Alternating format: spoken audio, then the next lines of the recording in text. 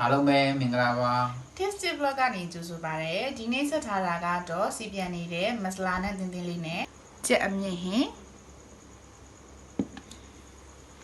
တို့စရာသူနဲ့လိုက်ဖက်မယ်နေရုပ်သီးစိမ့်ငပိချက်နဲ့သမင်းစားမှာပဲဖြစ်ပါတယ်အရသာရှိတဲ့ဟင်းလေးတွေနဲ့သမင်းစားဖို့သမင်းလေးခုလိုက်ပါအောင်မရှင်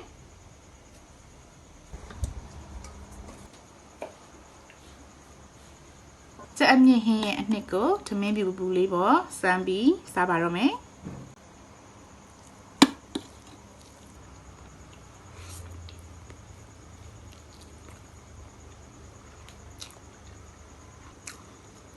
ကြက်အမြင့်ကနူးအိပ်ပြီးရတာဝင်လို့အရင်စားလို့ကောင်းတယ်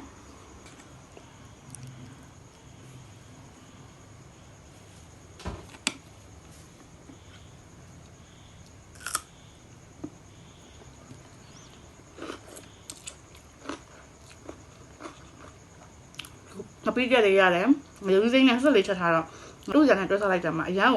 ရပါရှိတော့ပဲ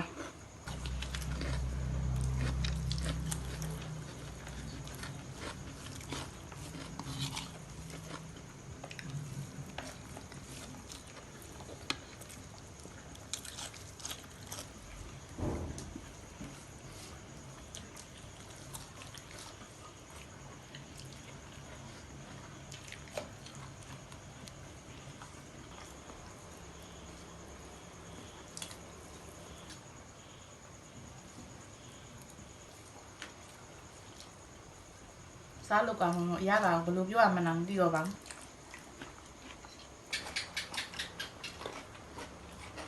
ဒီလိုမင်းဝိုင်းလေးကိုသဘောကျနေတဲ့တယ်ဆိုရင် like and follow နဲ့ share လေးလုပ်ပေးခဲ့ကြပါဦးเนาะနောက်ဗီဒီယိုမှာဘာတွေစပြအောင်လဲဆိုတာကိုစောင့်မျှော်ကြည့်ရှုပေးကြပါဦးနောက်ဗီဒီယိုတွေမှာဆုံရမယ် bye bye